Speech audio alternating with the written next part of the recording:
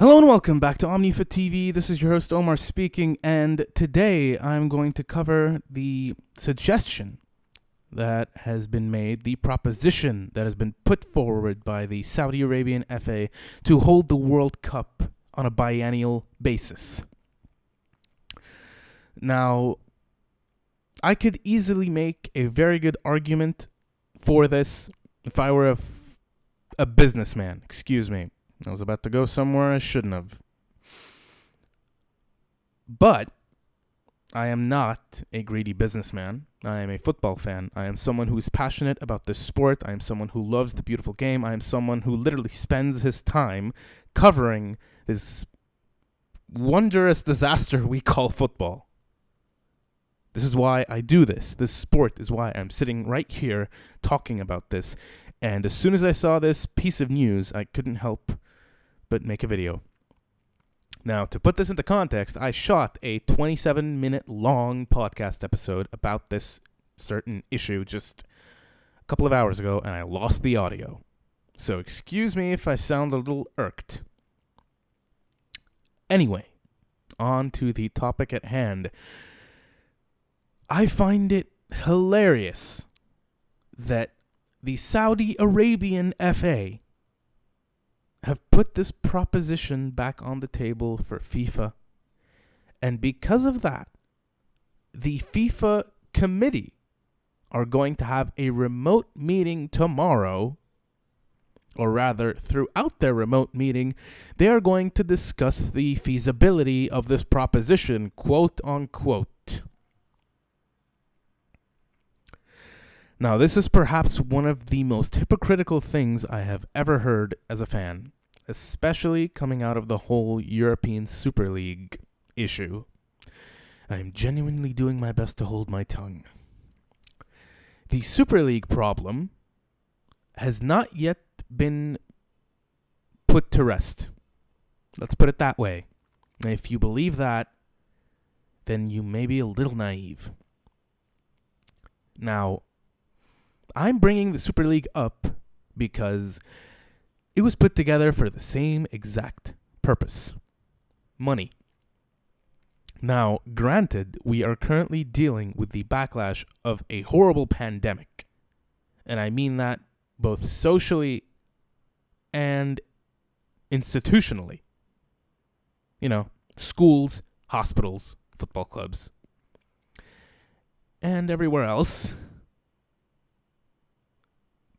But what I'm trying to say with using that as an example is every single decision that is going to be made going forward, and every single decision that has been made going forward, has shown us the true colors that these supposed executives who have our best interest at heart as fans have.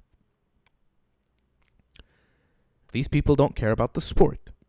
They don't care about the spectacle, which is dying. The spectacle of football is dying, and it has been dying for years.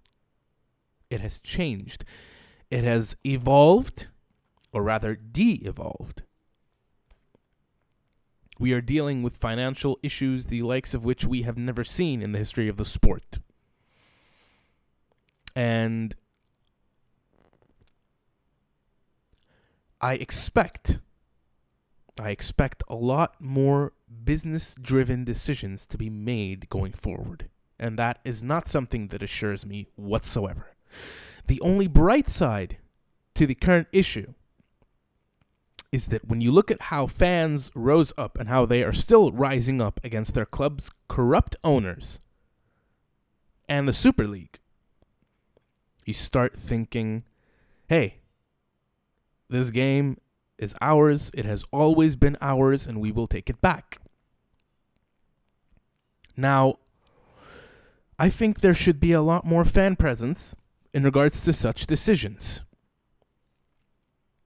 And if we had rules like the 50+1 rule in the Bundesliga implemented in every single league on earth, I think that would be for the betterment of the sport. And apart from the leagues, I think it should be implemented within the governing bodies in each continent and in FIFA. because I am sick to the bone. I am sick and tired to the bones and to the marrow. I'm seriously having trouble holding my tongue of how we as fans are constantly being left behind. If you were to hold a FIFA World Cup, either the men or women's editions, once every 2 years, you would have to congest the schedule in a inhuman manner. And the schedule is already congested to a point where managers aren't having it. Club managers and international managers are frustrated. They end up getting into scuffles within themselves because they both think about the players. They both think about what's best for their players.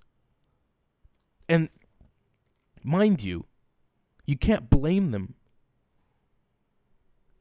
And here's what I really find disturbing.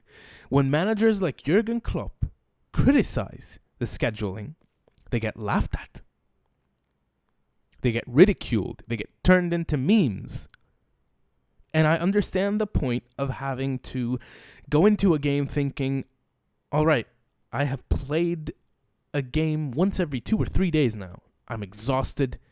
I'm tired. I can't run to save my life, but I have to have a warrior's mindset. I have to go out onto the pitch and kill myself to get this win, to either survive relegation or get to the title. I get that. I respect it. But if you want to shorten players' careers more than they've already been shortened, then you would go ahead and congest the schedule to a point where none of us would be able to breathe. If you look at UEFA's latest improvements to the Champions League format, you'd understand exactly where I'm coming from. The games that are going to be held, the number of games in the Champions League as of the 2023-24 season will be close to 100. And the same format will be applied to the Europa League and to the UEFA Europa Conference League, which, by the way, has not yet taken place. 3 tiers of European football. 3 tiers, apart from the domestic competitions, which on average are 3 for every single country. And you add this. And it's not just Europe. You have Africa, Asia, Oceania, North and South America. They all have their leagues, their club competitions, their continental competitions on a club basis, and then the continental competitions on an international basis, and then the World Cup. The Euros are held once every 4 years. And as someone who knows what it's like to wait for a continental competition that is held once every 2 years, I watch the Africa Cup of Nations because I support Egypt. It's my national team. I am from Egypt. But at the same time, it doesn't have the same level of electricity that the World Cup has. When you watch a World Cup final and then go on to wait for 4 years, an entire journey of watching clubs rise and fall, international teams improve and go backwards, either go forward or go backwards, start qualifying rounds with certain players, end them without them, and go on with new players, building and rebuilding and changing. And just, it is a cycle. It is an actual cycle where evolution in football truly becomes the focus. And the magic of having to watch the World Cup final and wait for that period of time and then watch a historic World Cup opener like the one in South Africa, it's worth waiting that long. And I'm talking as a fan. It is worth waiting that long between a magical final like the one we saw in 2006 and the World Cup opener where South Africa scored the first World Cup goal of the tournament. One of the most special occasions I think I've ever seen. The best World Cup opener I have ever seen. And I talk about that as a fan, disregarding the logistics. The thing is, if you were to change the logistics and make that a biennial thing, we would all be struggling to keep up. If we as fans were to struggle to keep up, how would the players handle it? I mean, I remember when İlkay Gündoğan went onto Twitter and decided to criticize those behind the European Super League, stating that these people don't care about the players. They really don't. It is quite obvious that they don't care about the clubs, the managers, or the players. Everything in football has become so business-oriented. It disgusts me. We see sponsorships everywhere. Players have become brands in and of themselves. When is this going to end? When is there going to be a limit, an obvious limit, an obvious line drawn between the sport and its industrialization? This isn't fun. It's making people fall out of love with the game. And here's the kicker. The World Cup, and I say this looking back, whenever the World Cup comes around, I, as someone who's extremely passionate about football, when I see fans who haven't been watching for years suddenly tune in, start supporting teams that they aren't even familiar with, just for popularity's sake, it used to disgust me. But I've developed a different outlook of sorts in regards to a huge group of fans who have fallen out of love with the game. And then they tune in during the World Cup after such a long 4-year period, and they try to renew that passion. And I respect that. I like what the World Cup does for fans. I like what the World Cup does to all of us. There is a culture around the World Cup. There is such a strong culture of togetherness, of support, of respect. Football has always been the sport that brings us together. It can't bring us together if the focus becomes financial. If it remains focused, obsessively and compulsively focused on the economy of it all, what'll that leave for us? It's enough, you know? It is enough to know that players get such huge sums of money. Clubs make so much money on the returns they get from sponsorship deals. And the world of football has already been turned on its head. And because it's been turned on its head, everyone is thinking about money. Fair play. You know, you have to find a way to just retrieve or cover all the losses.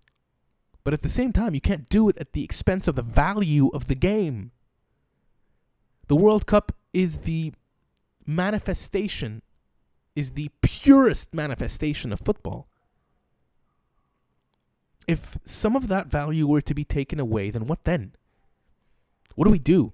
How are we supposed to feel? It makes no sense. It won't mean the same thing. It won't bear as much weight. Lifting the trophy once every 2 years? I can't imagine that being the case. There is a magic to the World Cup. There has always been this magic to the World Cup.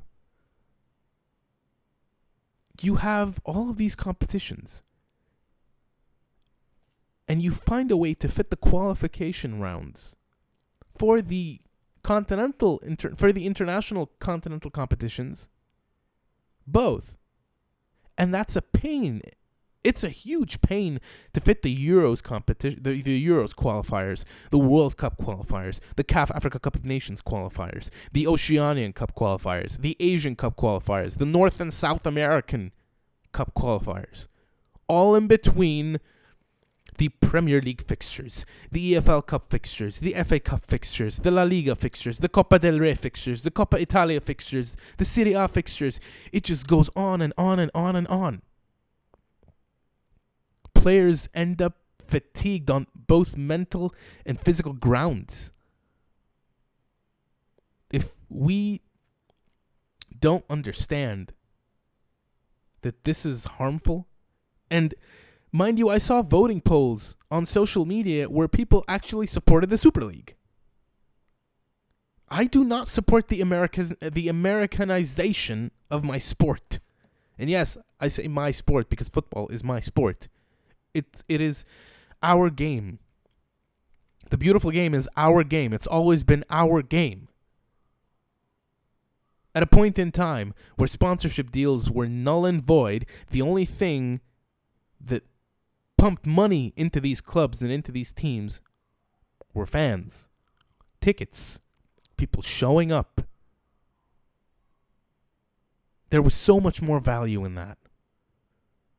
Are we going to keep looking towards business decision after business decision to supposedly regain enough money to cover the losses, but sacrifice the beautiful game in return?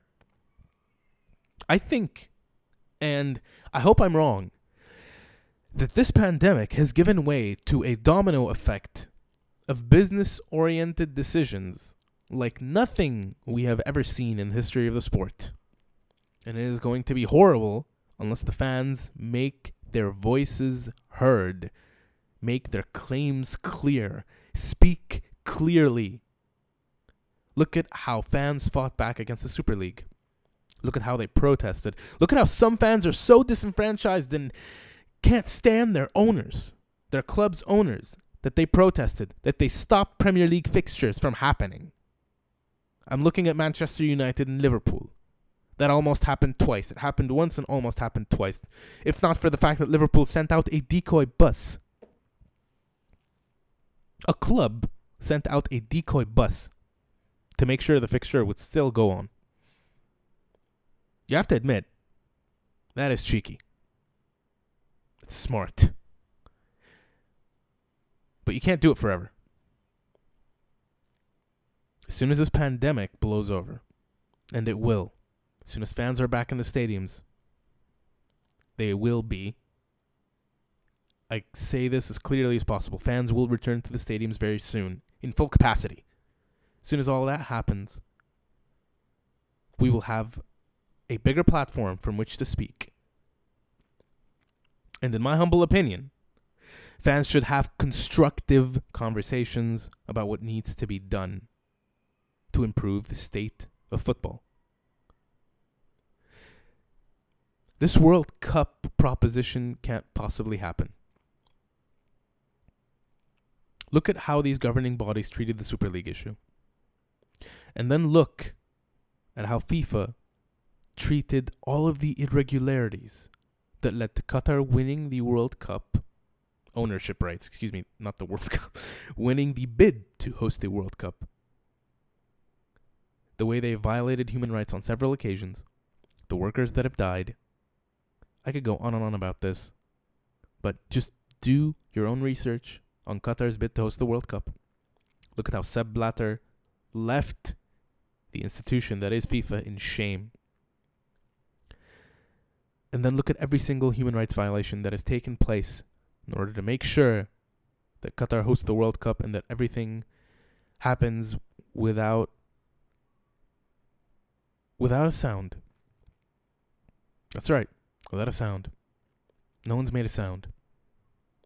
They all got pissed when they felt like someone had their hands in their pockets. But they didn't get angry when people died. They didn't take the initiative to make changes. They only said they'd intervene when it came to money. Not racism, not discrimination, not the death of multiple workers working on stadiums that have not been finished yet. Money.